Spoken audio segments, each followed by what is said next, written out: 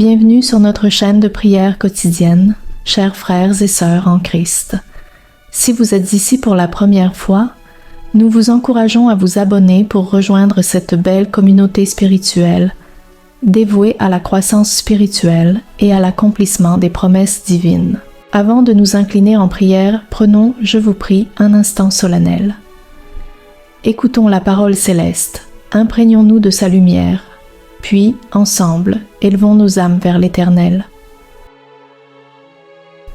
Dans Philippiens, chapitre 1, verset 6, il est proclamé avec force « J'ai la certitude absolue, oui, une confiance inébranlable, que celui qui a entrepris en vous une œuvre admirable l'amènera à son terme glorieux, jusqu'au retour triomphant du Christ Jésus. » Accordez-vous une pause, ô âme fidèle, pour méditer ces mots divins. Que signifie cette œuvre évoquée? Quel est ce dessein que le Très-Haut a semé en vous? Pourquoi devriez-vous, sans l'ombre d'un doute, croire en son achèvement? En quoi cette promesse résonne-t-elle avec une telle puissance? Chers disciples, cette œuvre, c'est le salut éternel, un don sacré que Dieu a commencé à tisser dans votre être. Lorsque vous avez offert votre vie au Christ, lorsque, dans un élan de foi, vous vous êtes abandonné à lui, une semence immortelle a germé en vous. Ce ne fut pas un moment léger, ni une simple formalité. Non, ce fut l'aube d'une transformation profonde, un miracle initié par Dieu lui-même. Mais comprenez ceci. Le salut, loin d'être un acte isolé, s'épanouit tout au long d'une existence. Vous ne vous levez pas le lendemain exempt de toute faute, libéré de toute imperfection. Vos combats ne s'évanouissent pas comme une brume matinale. Votre passé, lui, ne s'efface pas d'un souffle. Les fragilités, les incertitudes, les séductions d'autrefois demeurent, tapis dans l'ombre. Pourtant, un changement radical s'est opéré. L'Esprit divin habite en vous. Il vous sculpte, vous purifie, vous guide vers la volonté sublime du Père. C'est pourquoi l'Écriture vous exhorte, avec gravité, à cultiver votre salut dans la crainte et le tremblement. Philippiens 2, verset 12. Ne vous demande pas de conquérir ce don, car il est offert par grâce, reçu par foi.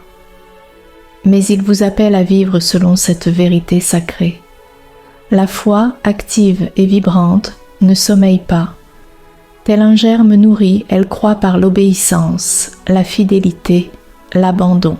Dieu a entrepris en vous une œuvre bienfaitrice, et il n'a point achevé son labeur. Chaque épreuve, chaque douleur, chaque enseignement forge son dessein. Il modèle votre cœur, affine votre esprit, fortifie votre confiance. Si vous chancelez, il ne vous délaisse pas. Si vous fléchissez, sa grâce demeure. Sa fidélité inébranlable ne repose pas sur vos mérites, mais sur son plan éternel, conçu dans l'amour. Peut-être vous sentez-vous prisonnier, comme si votre foi stagnait, immobile. Peut-être vous interrogez-vous, Dieu m'a-t-il oublié? Reportez alors vos regards sur Philippiens 1, verset 6. Ce n'est ni un vœu, ni une hypothèse, mais une assurance. Paul proclame, sans hésiter, « J'ai la certitude ». Pourquoi? Car les promesses divines sont des rocs. Ce que Dieu commence, il le parachève, sans faillir jamais.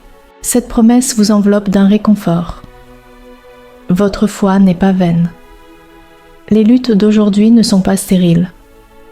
La croissance, lente parfois, les combats, rudes souvent, ne sont pas vus. Mais Dieu œuvre invisiblement.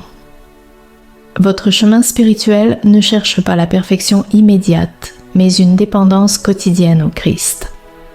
Lui, fidèle, parachèvera ce qu'il a débuté en vous, jusqu'à ce jour glorieux de son retour. Le salut n'est pas une fin, mais un commencement radieux. Il ouvre une vie métamorphosée, un esprit renouvelé, une quête ardente de sainteté. C'est le premier pas d'une marche vers le royaume céleste, au-dessus de tout. Le sentier, ardu parfois, ne vous abandonne pas à vous-même, car celui qui vous a appelé reste fidèle. Jamais il ne renoncera à l'œuvre façonnée par ses mains divines. Ainsi, ancrez-vous dans cette vérité, même lorsque le progrès échappe à vos yeux, même lorsque l'égarement vous guette, même lorsque l'incertitude plane. Dieu poursuit son œuvre. Sa main douce et ferme vous soutient. Et lorsque le Christ reviendra dans sa gloire infinie, ce qu'il a semé en vous s'épanouira pleinement. D'ici là, marchez, croyez, persévérez, car il achèvera son dessein parfait. Unissons nos cœurs maintenant, dans une prière fervente. Seigneur Jésus, je te rends grâce pour mon salut. Merci pour ton amour sans bornes, pour ton sacrifice à la croix, offert pour moi. Toi, pur et sans tache, tu as pris ma place. Ma honte, ma faute, mes chaînes, tu les as portées. Ce fardeau, mien de droit, tu l'as embrassé librement. Oh, quel mystère d'amour! Pourquoi, Seigneur, as-tu souffert ainsi pour m'accorder la grâce? Ta miséricorde me dépasse, je ne puis la sonder. Mais de toute mon âme, je te rends mon adoration, mon amour, ma vie entière. Sur ce chemin de foi, je le sais, je suis faible seule. Ma force vacille, ma volonté plie. J'ai besoin de toi à chaque souffle, à chaque pas. Ta parole m'invite à veiller sur mon salut avec tremblement, non pour le gagner, mais pour marcher humblement, conscient de mes errances. Garde-moi, Jésus, près de ton cœur. Quand les illusions m'appellent, fixe mes yeux sur toi. Quand les tentations grondent, affermis mon courage. Quand le doute s'insinue, murmure-moi tes serments. Quand la fatigue m'accable, ranime-moi par ta présence. Entoure-moi, Seigneur, de ton amour éternel, de ta garde céleste. Cache-moi sous tes ailes, là où le mal s'évanouit, où la peur s'efface. Préserve-moi des pièges du monde. Que mon âme s'enflamme d'un désir ardent de te chercher, de te connaître, de vivre en toi sans relâche. Éloigne tout ce qui, subtil ou évident, m'arracherait à ta sainte présence. Dans Proverbe 4, verset 23, tu ordonnes, garde ton cœur, car de lui sourdent les fontaines de vie. Aide-moi, Seigneur, à protéger ce trésor fragile. Mon cœur, si prompt à fléchir sous les passions, les ruses, les clameurs terrestres, purifie-le. Éveille en moi des désirs saints, un discernement aigu, une force pour fuir le péché. Aligne ma volonté sur la tienne, ô Dieu.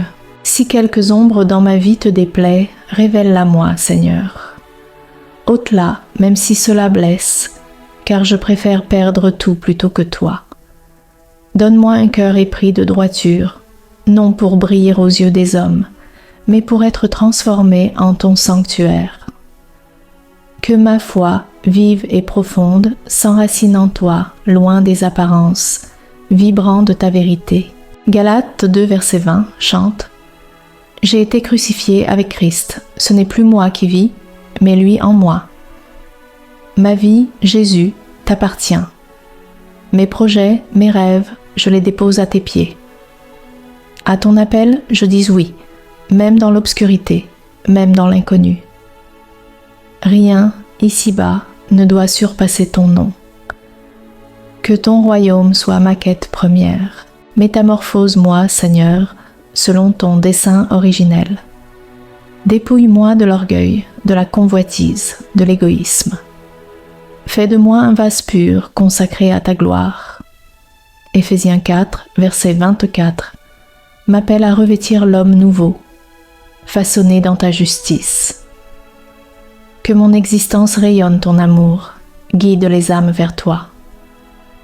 Esprit Saint, dirige-moi, reprends-moi, fortifie-moi, pour que Christ brille en moi. Tu es mon abri, ma forteresse, ma paix, Seigneur. En toi seul je me confie, malgré les tempêtes. Affermis ma foi, rends-la inébranlable face au vent contraire. Merci pour ta grâce, ton souffle vital en moi. Je suis tien pour l'éternité. Au nom sacré de Jésus, je prie. Amen. Si ce cri vous émeut, dites Amen. Que sa paix vous enveloppe toujours. Si votre cœur résonne avec cette prière, écrivez Amen. Signe de votre foi. Que chaque bénédiction ici invoquée repose sur vous, par Jésus. Si une intercession vous tient à cœur, partagez-la ci-dessous. Nous prierons pour vous avec joie. Que la grâce douce, que la paix profonde de notre Seigneur Jésus-Christ demeure avec vous, aujourd'hui et à jamais. Ainsi soit-il, dans l'amour éternel.